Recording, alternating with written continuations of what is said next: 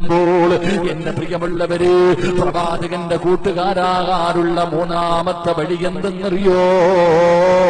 അനസ് റളിയല്ലാഹു തആല പറയുകയാ, അനസ് റളിയല്ലാഹു തആല പറയുകയാ, സഹാബാ അനബകാ ഫിൽ യതീമി ഫീ ജന്നതി ഹകദാ.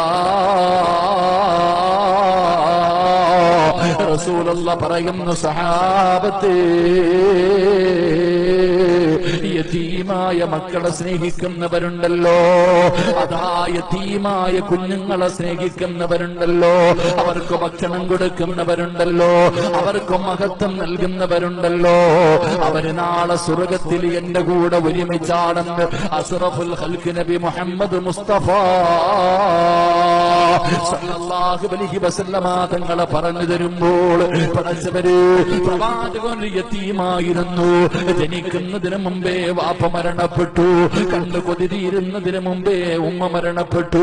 അതാ താഗമ തണലുമായി നിന്നവർ ഓരോന്നായി പടച്ചവനെ തന്റെ ജീവിതത്തിൽ നിന്ന് വിട്ടു പിരിഞ്ഞു പോയപ്പോ അതിന്റെ വേദന എന്താണെന്ന് അല്ലാഹുവിന്റെ പ്രവാചകനറിയാ, അതിന്റെ പ്രയാസം എന്താണെന്ന് പ്രവാചകനറിയാ.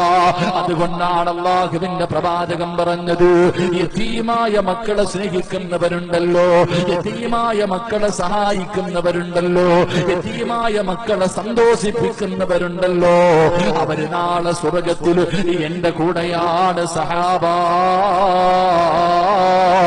പ്രവാചകൻ അവിടെന്ന് പറഞ്ഞു തരുമ്പോ, എന്റെ പ്രിയമുള്ളവരെ, നമ്മുടെ കുടുംബത്തില്, നമ്മുടെ പരിസരങ്ങളില് എത്രയോ യതീമായ മക്കളുണ്ട്, എത്രയോ യതീമീങ്ങളുണ്ട്, കഴിക്കാൻ ഭക്ഷണമില്ലാതെ പ്രയാസപ്പെടുന്നവരുണ്ട്.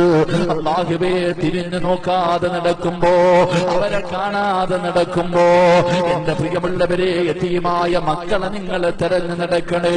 അവരുടെ സ്ഥാനം എന്താണ്, അവരുടെ മഹത്വം എന്താണ്, എനിക്കും നിങ്ങൾക്കും അറിയാത്തത് കൊണ്ടാണ്. ഒരു യതീമിന്റെ മഹത്വം എന്തെന്ന് നമുക്കറിയാത്തത് കൊണ്ടാ.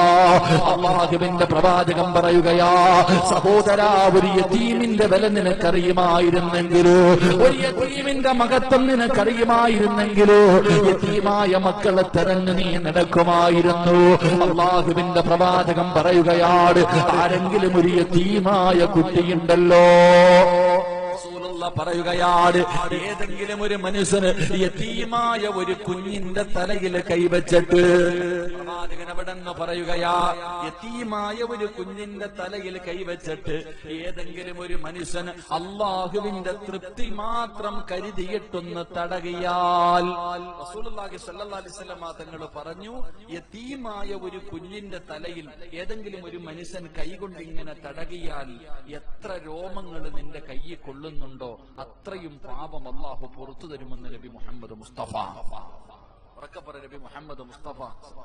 പ്രവാചകൻ സല്ലല്ലാഹു അലൈഹി വസല്ലം തങ്ങൾ പറഞ്ഞു, യതീമായ ഒരു കുട്ടി, അത് ഫോട്ടോ എടുക്കാനും ഫ്ലെക്സ് വെക്കാനൊന്നും അല്ല, ഒരു യതീമായ കുഞ്ഞിനെ കാണുമ്പോ, മോനെ, നിന്റെ വാപ്പ ഇല്ലെങ്കിലും ഞങ്ങളൊക്കെ ഉണ്ടടാ, നീ പേടിക്കണ്ട എന്ന് പറഞ്ഞു സ്നേഹത്തോടെ ഒരു യതീമിന്റെ തലയിൽ ഇങ്ങനെ തടകണം. കാരണം നിന്റെ ജീവിതത്തിൽ ചെയ്ത പാപങ്ങൾ പൊറുക്കാനുള്ള എളുപ്പവഴി. ഹജറുൽ അസ്വദ് ചുംബിച്ചാൽ നിന്റെ പാപങ്ങൾ അല്ലാഹു പുറത്തു തരും. അതിന് നീ മക്കത്ത് വരെ പോകണം, പൈസ മുടക്കി അവിടെ പോയാൽ അത് പറ്റാൻ, അതിനുള്ള ഭാഗ്യം ഉണ്ടെങ്കിൽ മാത്രമേ മുത്താൻ കഴിയൂ, അതിലൊന്ന് തൊടാൻ കഴിയൂ. പക്ഷേ പ്രവാചകൻ സല്ലല്ലാഹു അലൈഹി വസല്ലം തങ്ങൾ പറഞ്ഞു, യതീമിന്റെ തലയിൽ തലോട്, അല്ലാഹു നിന്റെ പാപം പുറത്തു തരുമെന്ന് നബിയിനാ റസൂലുള്ളാഹി.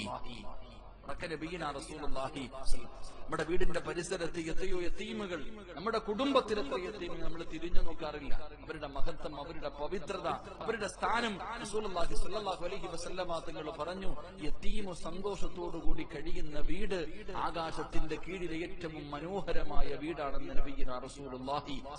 ഏറ്റവും മനോഹരമായ വീട്, അല്ലാഹുവിന് ഏറ്റവും ഇഷ്ടപ്പെട്ട വീട്, യതീമു സന്തോഷത്തോടുകൂടി കഴിയുന്ന വീട്.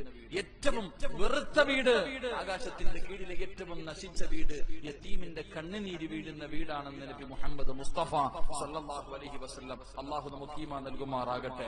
അല്ലാഹു ഞങ്ങളെയൊക്കെ പെട്ടെന്ന് മരിപ്പിച്ച് ഞങ്ങളുടെ മക്കളെ നീ യതീമീങ്ങളാക്കല്ലേ തമ്പുരാനെ. അല്ലാഹു ഞങ്ങളെ നീ പെട്ടെന്ന് മരിപ്പിച്ച് ഞങ്ങളുടെ മക്കളെ നീ യതീമീങ്ങളാക്കല്ലേ തമ്പുരാനെ.